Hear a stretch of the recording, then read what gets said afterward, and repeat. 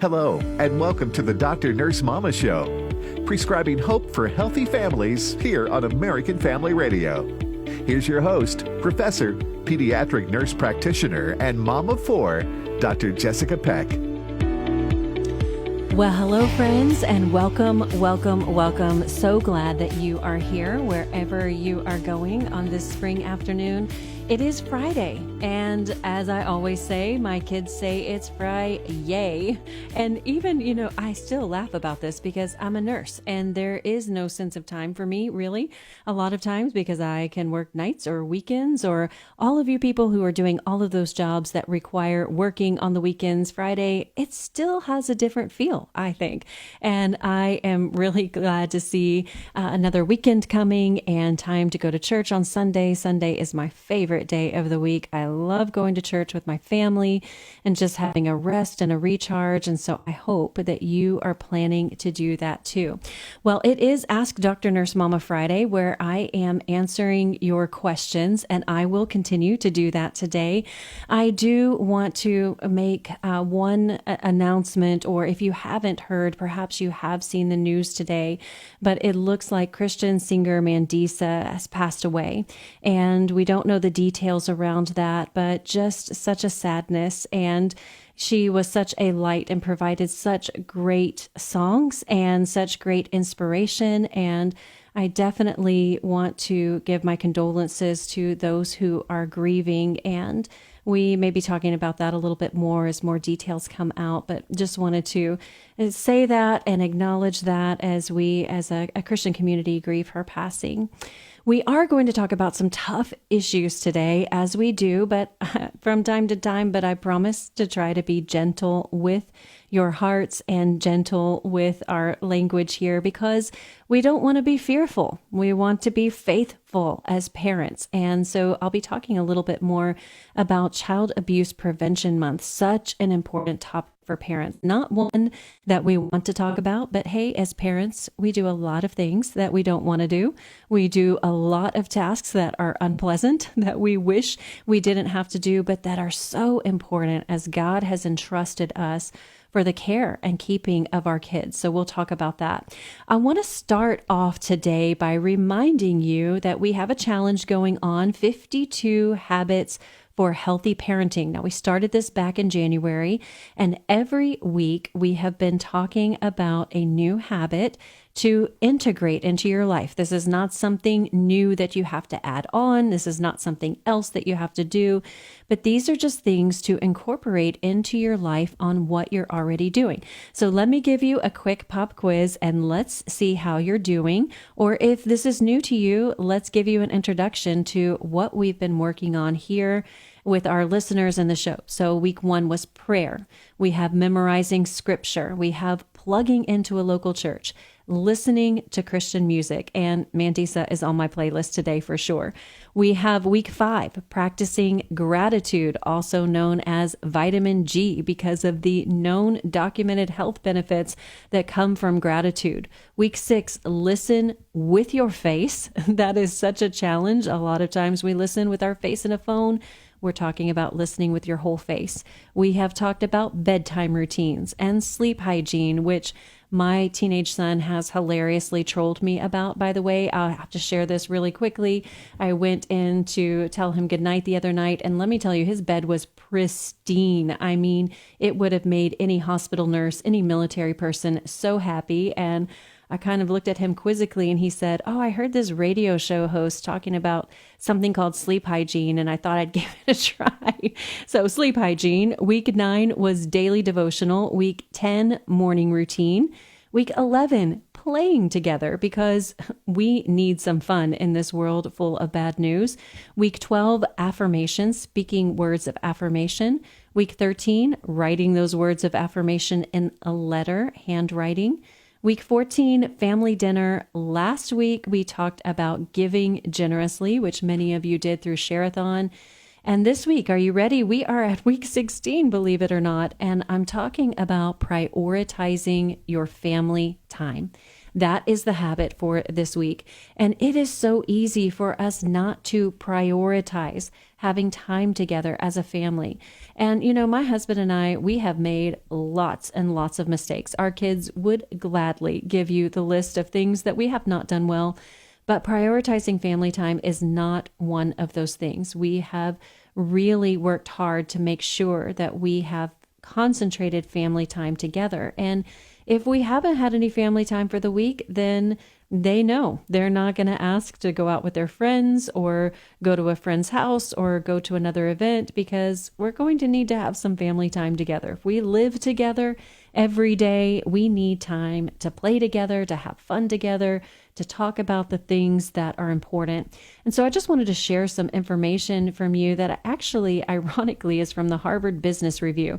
Now, stick with me here. Don't get all skeptical. Let me share with you what they said about how working parents and busy parents can strategically prioritize their time. This was so interesting to me because we often talk about balancing act of, managing either if you're working and you're parenting, or if you're homeschooling and you're parenting, or if you're just busy, if you're just a busy stay-at-home parent. There are lots of things that we have to balance. But even the Harvard Business Review, the first thing that they talk about in looking at different types of work that we do at home is pastoral care. Now, this was fascinating to me, but basically how they define this is the intellectual and emotional engagement with your children. This is the most important work of parenting, is pastoral care. And maybe you haven't thought about it like that. Maybe you think pastoral care, you think of, your pastor or your priest or your minister or your clergy, or maybe you even think of a pastoral scene where there's sheep laying in a pasture. But this intellectual and emotional engagement with our kids is our number one priority in having family time together. Then the other tasks that we do, again, looking at this framework that I'm reading to you from, is decision making, deciding what's best for our kids, problem solving, navigating trade-offs. And then the third thing is logistics, thinking about where do our kids need to go? What do they need to do? What activities do they need to go to? Have they done their homework? Have they brushed their teeth? All of those logistics. And then you have household support, all of those tasks that are required for running the household, cooking, cleaning, laundry, errands, all of those kinds of things. So let me review those really quick. We have pastoral care, we have decision making, we have logistics of parenting, and we have household support. Now, here's the important thing to know. Those first two things are where you should prioritize your family time. If you are spending time together, the majority should be giving pastoral care or engaging in decision making, talking through with your children out loud how you're making decisions about where to spend your time, where to spend your money, whether or not you're going to go to a social event. Our kids need to hear us engaged in those decision-making processes, and they need to be part of it, because that's how we'll model it for them to learn. Now, if you're pressed for time, if your schedule is packed, if you are working 2 jobs to keep food on the table, those things that can be farmed out, those things that can be outsourced as parenting, are the logistics and household support. So this may mean you get somebody else to help you. It may mean you hire a service if you have the means to do so. It may mean that your house is just messy for a little bit, but we cannot neglect intellectual and emotional engagement with our kids. Prioritizing pastoral care and decision making has the greatest positive impact on parenting. It's most protective for kids, and it requires far less time. If you spend about an hour a day with your family, with your kids, and it doesn't have to be a whole solid hour, an hour collectively during the day, research shows that gives a lot of really great positive benefit to your family. And that's much more so than we think about how much time we spend on all the household support and logistics. And so trying to balance that is hard. But if you can just think to yourself, am I spending an hour a day with my family? Now, here's where I get into habit stacking, because maybe part of that is sitting down for family dinner. And maybe you're praying during your family dinner, and maybe you're having a devotional too. So those are 3, 4 habits that you can stack together. And maybe if you're really fancy, you can play Christian music in the background. So look at this. I mean, we are getting to ninja level of habit stacking, but this is what your kids need in prioritizing that family time. It does not have to be something fancy. It doesn't have to be something expensive. It doesn't have to be something Instagram worthy. It needs to be something kind. So during this time together, when you are engaging in pastoral care, this is where you're communicating love to them. You're showing how to talk to them. You're listening with your face. You're supporting them. You're teaching them values. You're setting boundaries for that. And don't you just find it fascinating that, again, the Harvard Business Review is encouraging parents to engage in pastoral care. And parents, we have to take care of ourselves to make sure that we have the emotional energy and the headspace to connect with our kids. And that is, again, the highest priority. So really, if you're not, think about what are you doing in your life for pastoral care with your kids. Now, you may think, my kids are older. Well, guess what? It's even more important to give them pastoral care.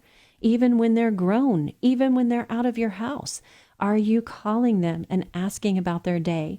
Are you acting interested? Are you saying, what happened? How can I help support you? Can I help with you in anything? What's going on in your world? Here's flowers or a meal I'm dropping by just because. Here's some affection. I'm giving you words of praise. Hey, I think you're doing a great job in your new job and in starting your family. Those things can be so very important. And so I encourage you, when you're trying to balance your family time, to think about those elements of pastoral care. And either, if you're really stretched for time, farm out the rest, or just leave it for a little bit and make sure that you are prioritizing that. Your kids will benefit from that. Now, in talking about prioritizing family time and making sure that it shows through your calendar and your credit card that you are spending time with your family, that's a good measure of accountability. And even asking your kids, are we spending enough time together as a family? And what would you like to see us do together? They'll be surprisingly honest and tell you. But that is protective for kids. And we have been talking this month, as I told you at the top of the hour, about the fact that April is Abuse Prevention Month. And I am really excited, actually, to have my producer on with me. She's going to join me on mic, Stephanie Moses. Now, she is a longtime friend. We've been friends for forever, for longer than we will ever say, Stephanie, because we're getting to that age. But she has 20 years of experience in children's ministry. Now, if you listen to the show on Tuesday, I had my sister, Amber, on. So we talked about how to protect your kids when they're in your home, when they're in someone else's home. We talked about school and other places. But one place that I want to talk to Stephanie about is protecting your kids at church. Now, this may be something that we don't want to think about because we want our kids to be safe at church. And I do not want our listeners to think, oh my goodness, there is a predator under every rock or behind every pew or pulpit. We don't want to be fearful. We will be faithful. We'll be faith informed. But the truth of the matter is that predators do seek out church environments. They absolutely do. And this is because there are people there who are trusting and who are going to trust people just more naturally with their kids. So when we come back from this break, I'm going to ask Stephanie some questions about what we can do to keep our kids safe. Because some of these statistics are that 1 out of 4 girls and 1 out of 6 boys will experience abuse before the age of 18. That's sexual abuse. The average convicted offender may have been between 50 and 150 victims. And the average abuser will go after their first victim by age 13 or 14. So we need to talk about what to do, how we can make sure that our kids are safe when they go into a ministry environment. So we will talk about that, how to make sure that your church is safe, and how to talk to your children's ministry, your children's pastor about this, and what you can do as a great volunteer. So don't go away. We'll be right back with Stephanie.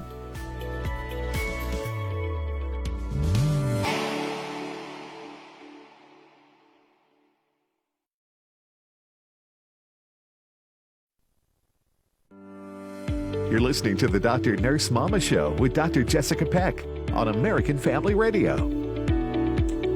Well, hey, friends, and welcome back to this Friday. So glad it's Friday, and it is Ask Dr. Nurse Mama Friday, and we've been talking about your questions for the week and the healthy habit, and getting so many questions about abuse. This is something that terrifies the hearts of parents. And I'll give a disclaimer here. If you have little ears, I know we've talked about several things this week, but these are just such important things. And we have been a while since we've talked about really important critical issues, but we will be talking about some issues of abuse. And this is happening. And I am getting a lot of questions like, how do we not be afraid?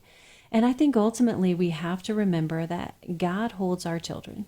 He is sovereign, and the greatest weapon that we have to protect them is praying for them every day, just praying for their protection. And so if you're not doing that, I encourage you to adopt that as number one habit of parenting, is to pray for your kids. But my producer, Stephanie Moses, she has more than 20 years of experience in children's ministry. And I know I've worked with her. My own children have been with her in ministry. And Stephanie, this is a real issue. I think that was concerning to you. And how did you address it? And what is your view on this? Well, it is important, but first I want to say I think every kid should be in church on Sunday. That would be my heart, even though you do hear horror stories. And a lot of what we hear is how churches didn't handle it the right way. But there are some really simple procedures that can be put in place that make a ministry environment not attractive to those that are looking to prey on kids.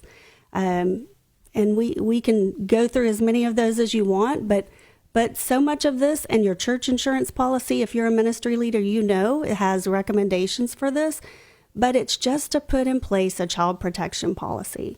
And I remember 20 years ago, running background checks seemed foreign to a lot of people. And I would explain to people, no, this is not just for a child's protection, it's for your protection.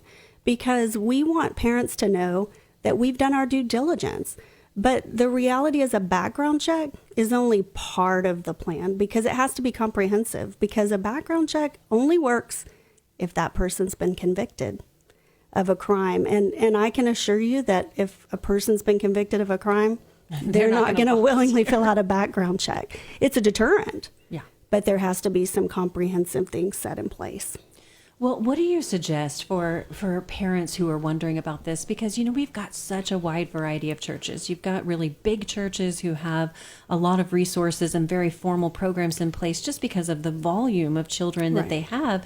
And then you've got, you know, churches where everybody knows everybody and it's small, and maybe, you know, it's just like Grandma Millie who takes care of the babies, and we've got all of those. But I think an important thing for parents to know what you have seen in your ministry position as a professional, and what I've seen in my position as a professional, is that unfortunately sometimes predators will seek out those smaller churches because it can be easier to gain trust and to get known by the community. And it's really important not to give an adult in your child's life automatic trust just because you know them from church.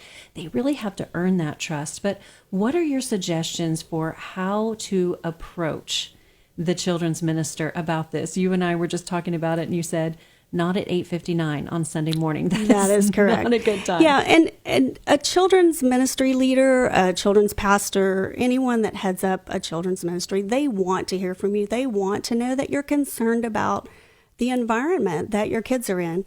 But there's just a small reality check that 8:59, if service starts at 9, is probably not the best time, because you will feel possibly ignored and shoved aside. And that's because they are frantically checking every room to make sure that these policies and procedures are in place, to make sure that your kids are cared for. And I'm not saying they wouldn't stop and do it, but if you want their 100% undivided attention and you're getting ready to visit a new church, send an email, make a call, set up a time to visit with the children's ministry leader, and ask these questions. Ask what their policies are. Like I mentioned, your church insurance policies, they have great suggestions on how to write a child protection policy. But here's just a couple of things that I think are important. If you're a volunteer, that you should be a member or at least known by the church for at least 6 months. It's kind of a red flag when somebody shows up on day one and says, hey, I'm here and I want to serve with kids. Even if you know that they're a teacher, if you know their integrity, give it some time. Let them kind of become a member of your church and your church family. It's also important to ask questions, ask for an application, ask about their previous ministry experience, ask for references, and actually call the references and just find out what they know. That's part of ministry safe policies, part of safe sanctuary policies that many churches use is that, yes, do call the references. And then it's important, I think, too, that they work alongside a trained volunteer within your ministry. That goes both ways. That kind of trains them on how you do things in your environment. And it also gives the trained volunteer the opportunity to observe. Are they comfortable with kids? Sometimes I'll say this, just because a parent has kids doesn't mean that they need to be in kids ministry. They may need the break. So this is a great time for grandparents and people that don't have kids at home to step in and volunteer. But here's, to me, one of the big ones, and that's have 2 adults in the room at all times. I know that a teacher at school has 22 kids in their class, sometimes more, sometimes less, all by themselves. But it's the same kids every day. They're in a routine. I challenge you to be in a class on a Sunday morning that has the same group of kids every week. You may have 8 kids every week, but they're going to be a different 8 kids. And each of those 8 kids has come from a different environment each morning. So you never know. 2 adults is so important for so many reasons, preferably unrelated. That's another layer of protection. That's for their protection because, if you have even, are you talking about like a husband-wife couple? Correct. Which happens. It's great to serve alongside your husband or your wife, but it can look like if there's an accusation, it can look like they're protecting each other. Correct. Yeah, so to protect them. Okay, these are great tips. What else, Stephanie? Well, I will tell you, I think the most important thing that a church can do is just make sure that the rooms are visible. Amber talked earlier in the week about an open door policy about going to school. And I think that kind of is tricky because you don't want just anyone walking in your room. But at the same time, you ought to have the ability to do that. But I think that can happen with just having the doors open, having a window in the door, half doors, just a way that if there's a leader in the hall, they can walk by and they can glance and they can see what's going on in the room. That's a protection for kids and for the volunteers. And I think that's one of the most important things that you can do. That's great. And then let's talk about the younger babies because, you and I talked about this in developing policies for when you were actively being a children's minister, because there's some different policies that need to be in place for more vulnerable kids. Now, first we'll talk about babies, yes, toddlers, kids who can't speak for themselves. I mean, obviously, if you have an elementary school, they can come home from church and they can tell you about something that happened. But what about babies and toddlers, nonverbal kids? Well, typically, if they're nonverbal babies and toddlers, there's going to be a need to change diapers. Those policies are very important. One guideline you could use are your state licensing requirements for your child care facilities. Those are written for not only health safety, but for prevention. And make sure that's not done in a private area.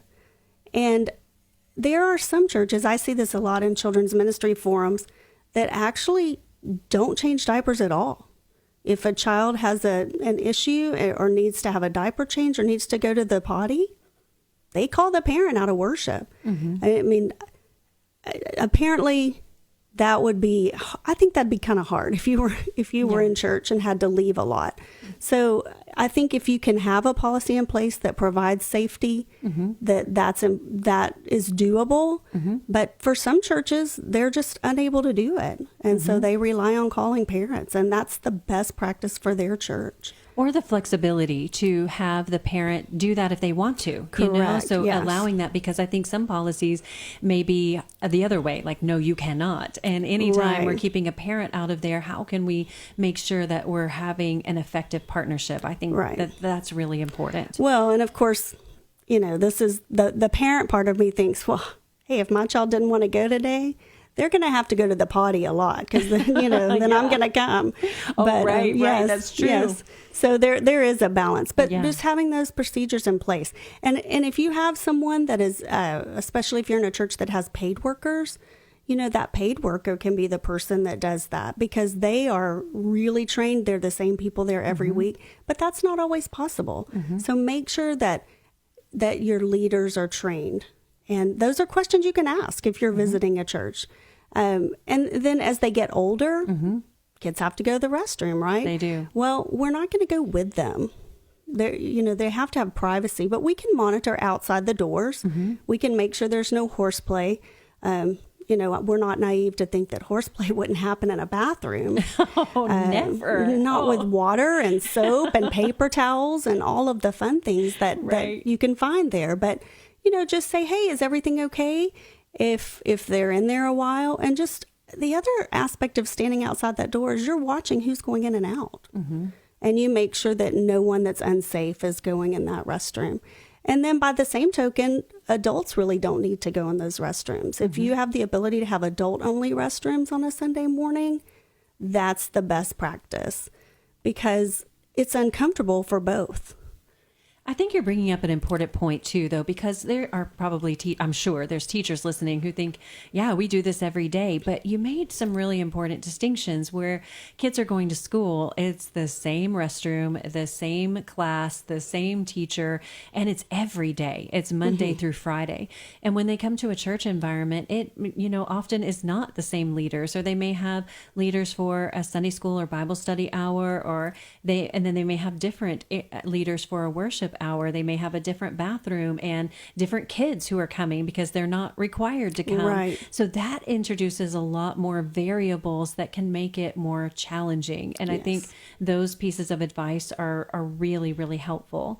And what other advice do you have, Stephanie? Well, one advice that I could give to parents is just talk to those leaders because so many times I think when you come to church, and I'll give an example, several years ago in our preschool area, we had a teacher who was looking through a backpack and they opened it up and there was an EpiPen in there. Oh, yeah. No explanation, nothing. And that's frightening for a teacher. Sure. And I think sometimes as parents, because I had a child that had to carry an EpiPen for a while, and you want things to just be normal. You don't have to deal with it on Sunday. That's your time to worship. You want to get them there and not work on. You don't want to think about it. Like, okay, now I've got to go through this whole litany of things that my kid needs. But those things can set your kid up for success or failure. So it's important to communicate with the teacher of what's going on at home. If there's things going on in your home like divorce or sickness, they're going to probably act out in the class at church. And a teacher can give so much more grace and can redirect things if they just have an understanding of what's going on. And that's especially important if your child has an individual education plan at school or things that they need. Those leaders are there to help you. But if they don't know about it, they just think, wow, this kid's having a really rough day. What do I do? But set them up for success. Let the teacher know what's going on. Those are really great pieces of advice because I think too that when you're thinking about setting them up for success, having a good positive experience at church, which is what we want them to have, because that is planting seeds in their heart that impacts their church view for their whole life. And if they look back at that experience and they know it's a place where they felt safe, where they felt nurtured, where they felt welcomed, that is going to serve them well. And so I feel like I need to stop and give the disclaimer, Stephanie, that if you're working in a church, even if you haven't received any training and a child ever discloses abuse to you, you need to report that to the authorities. It's Absolutely. not enough even just to report it to the children's ministry leader. You have an obligation to make sure that is reported to the authorities, because children may make an outcry of abuse. Maybe something that didn't even happen. We're not talking maybe their parents, maybe somebody else. We've talked a lot about that, but I think that's important. And I want to end on a positive note though, Stephanie. I want you to tell us about what are good things for a good kids ministry volunteer to do. How can we work to make sure that it is a safe space for kids? I think just appreciate what they do. I don't know if you've never volunteered in kids ministry, it's not all goldfish and juice. Although those things happen, That's and what lured my it's husband important. in. Yeah, that's right. But if you think about your average kids ministry leader, they arrive early because there's always early arriving kids, and they leave late because there's always late pickups, right? Yeah. They have a different group of kids each week. And then they typically will start their lesson or activity over multiple times because they don't want anyone to feel left out. But people trickle in. You know, they may get there 20 minutes late. They monitor kids. They direct kids. They redirect kids in their interactions with others. You know, I'd venture to say you probably break up a few spats. They plan so many things. They work so hard for your kids, and they do it because they love them and they want to invest in the next generation and them becoming Christians and just growing up with a biblical worldview. So just be sure to thank them for that. And thank them for all the times that they get asked those questions, and then we have to say, that's a question to ask your mom and dad. Thank you so much for bringing That's exactly right. That happens a lot in a kid's classroom at church. We're going to need to have an Ask Dr. Nurse Mama Friday where I ask you those questions. What are the darndest things that kids say in children's ministries? They tell everything from your house, I promise. Well, when we come back, we're going to talk about trauma dumping and how this relates to stories of abuse. Don't go away. We'll be right back.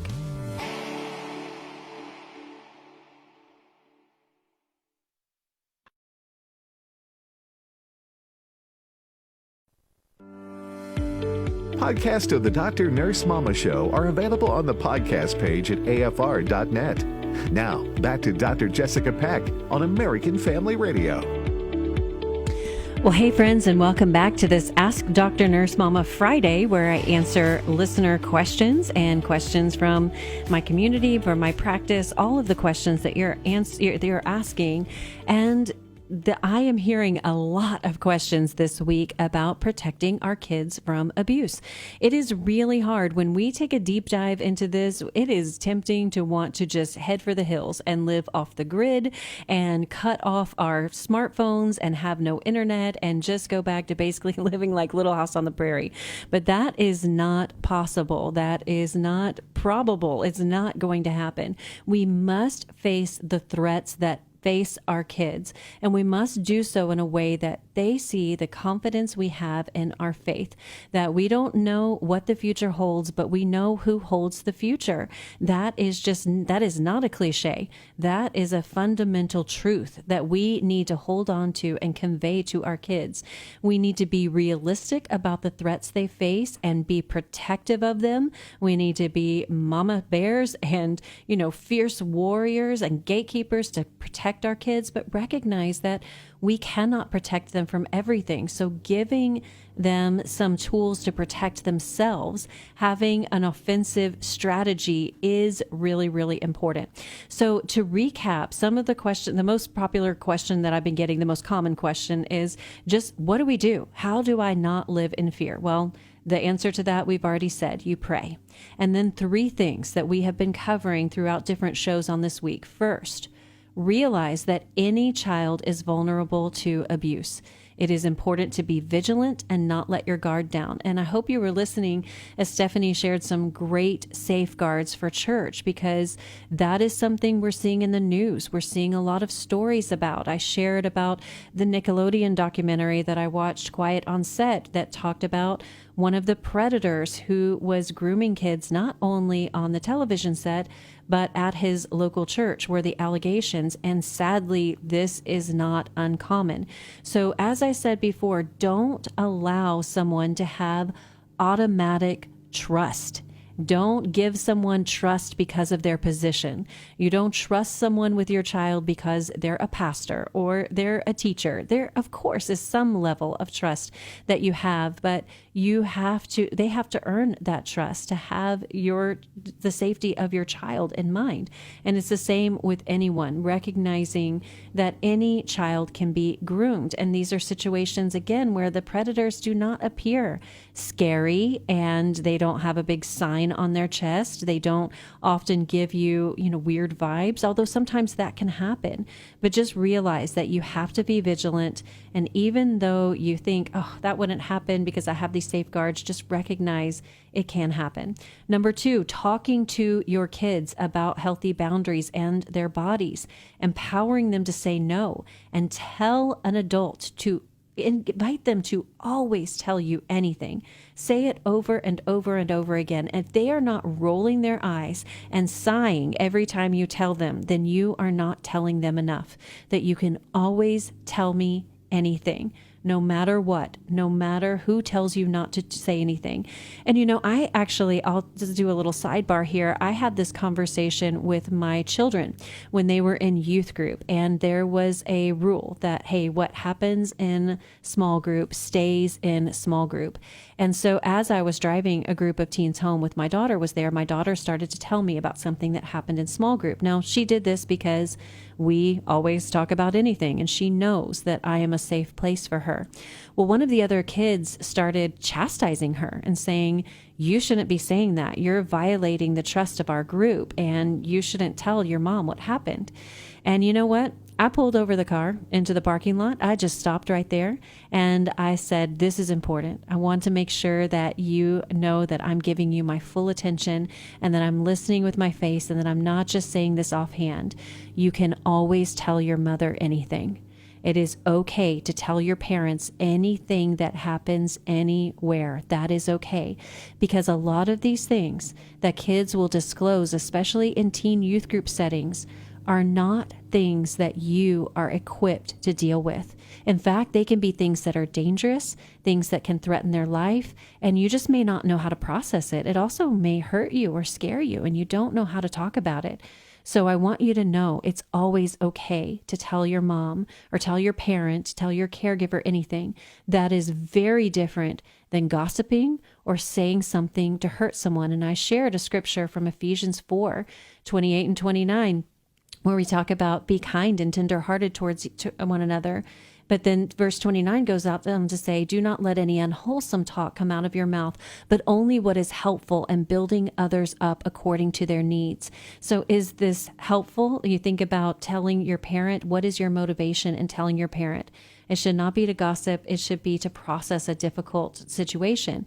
And I did go have a conversation with the youth minister about it to talk about specific boundaries about that, because one thing that a child did disclose was something that absolutely needed to be reported to the parent. And sometimes when we have youth workers, then they may be young, they may be in college, they may not have had a lot of life experience, they may not have had training to know how to handle those situations. And so that is really important. So thank you very much. This is my TED Talk. Thank you for coming to it. But that is really important. That third thing, believe them when they tell you something feels off. Honor that voice of discomfort. Do whatever you need to do to enact boundaries to make sure they feel safe. Now, this again has to be balanced because we don't want to accuse every adult of being scary. But when they say that, let them see that you are following up on that, that you are investigating that you are going to talk to another adult about it, to ask questions, to make sure that you're setting boundaries. They need to go hear you say, I need you to to sit in a separate room. I need you to make sure that there's another adult present when they're with my child, or whatever it is. They need to see you protecting them, because if they tell you they don't feel safe, and then you diminish their voice and you say, oh, don't worry about that, and you don't take any action, you've sent them a message for what's going to be done. Now, sometimes parents, our kids don't understand the nuances of situation, and something that makes them uncomfortable, they may not understand that, and we can walk them through that. And a common example that I see in my everyday life is going for a medical appointment. They may say, is it okay? I didn't like the way that they looked at this. And sometimes we do see medical abuse. So talking about that and saying, here's what's okay, here's what's not okay, but it's always okay to say, hey, this does not feel okay to me. This is not okay with me. I need to talk this through with my parents or a trusted adult. And that brings me to the other thing that I want to talk to you about today, and that is trauma dumping. Now, this may be an unfamiliar concept to you, but as we're talking about Abuse Awareness Month, and as we see almost all teenagers are on social media. If you are one of those parents who is waiting until later, good for you. High five. That is good. It's not always the right thing for every kid, but it can happen. And as we see kids scrolling through social media, they're seeing a lot of kids share their story of abuse, especially during this month of April and Abuse Awareness Month. And all of a sudden, a kid will watch a reel. And other kids are not often well prepared to craft their story in a way that is not traumatizing to other people. They may share this on social media, they may share this in person, but in social media, it's particularly dangerous because what happens is you watch one reel about abuse, and guess what the algorithm does? It's going to give you another one. And then it's going to give you another one. And then it's going to give you a more graphic one, and then more graphic and more explicit. And then they're curious, and it's like a train wreck. They can't stop watching. Well, this is a phenomenon that is studied in research that is called trauma dumping.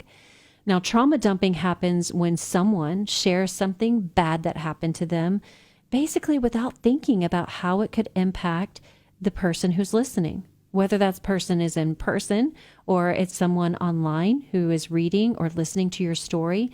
And there's usually no permission to share. And here's the important thing for you to know as parents. There's not an easy way to opt out of the conversation. All of a sudden, they start telling you how they were abused, and you just are deer in the headlights, like it feels rude to say, stop talking. I don't want to hear this. And so you just stand there and take the whole thing. Now, this is not the same thing. Trauma dumping is not the same as seeking needed support from loved ones. That is important. You need to have a trusted circle where you can process whatever you've experienced that's traumatic. If it's something as small as order anxiety, as teenagers can feel, maybe they feel a little traumatized by going to have to speak to a person to order a drink or something like that, order their food. That is something they definitely need to get over. Or maybe it's something really, really severe, but you need someone to process that with.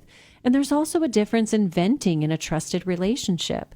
But when we're talking about social media or acquaintances at school, and when you have trauma sharing, trauma dumping, this includes things like abuse and neglect and risky behaviors and sexual experiences and substance use and gender confusion and divorce and violence. And I can't even tell you how many other negative experiences. And they can be very graphic and very explicit. Not too long ago. And the other thing you need to know is teens go to social media for other teens for advice on mental health, which causes me mental health struggles all on my own. But, it's giving tips for how to induce self-harm without actually harming yourselves. Or there are groups that are pro-MIA, which is pro-bulimia, or pro-ANA, which is pro-anorexia communities. And our kids can easily be sucked into these through trauma dumping. Now, sharing authentically, feeling accepted, feeling supported, that can be validating and healing. And being vulnerable and honest is empowering for the person sharing. And it makes the listener feel like, oh, you trust me and you feel safe enough to share with me, which can be appropriate in a situation where kids are sharing things with their parents or with a counselor or with a teacher or inappropriate boundaries. It can also decrease stigma and shame in realizing, hey, we're not alone in our struggles. And people who realize their trauma impacts, they absolutely need that safe space to make an outcry. But when we see trauma dumping, especially on social media, it makes the giver of that feel relieved, but it burdens the receiver. They may feel down, they may feel scared, they may feel conflicted, and they may even feel used. And then there is this whole don't tell anybody. Don't tell anybody. I'm going to share this in confidence with you. Listen, my kids will, and anytime some kid says that to them, they will immediately say back, I need you to know that I tell my mom everything. So if this is something you feel like I can't tell my mom, you're going to have to not tell me because I am going to share it. And if it's something that is harming you or harming someone else, you should share it, and we should share it with an adult. I have empowered my kids to say that from the time they were very, very little, and they have said that many times. And once they say it the first time, it breaks all of that fear because they're so afraid to say something. But once they've said it the first time, then they've established their identity as, oh, yep, she'll tell. She will tell. And so in a way, it has a protective effect because it protects your kids from other kids disclosing things to them they shouldn't be disclosing. And it also gives kids a safe space. If they really are looking for an outcry, they can sometimes, I've had kids come to my kids and say, hey, I know you tell your mom anything. Can we talk to her about this?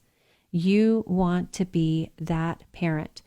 So here are some signs of unhealthy sharing that indicate a need for professional help to process trauma in a way that facilitates healing. So these are things you can talk to your kids about in a developmentally appropriate way, but especially teenagers, and even for yourself. So here's the first sign.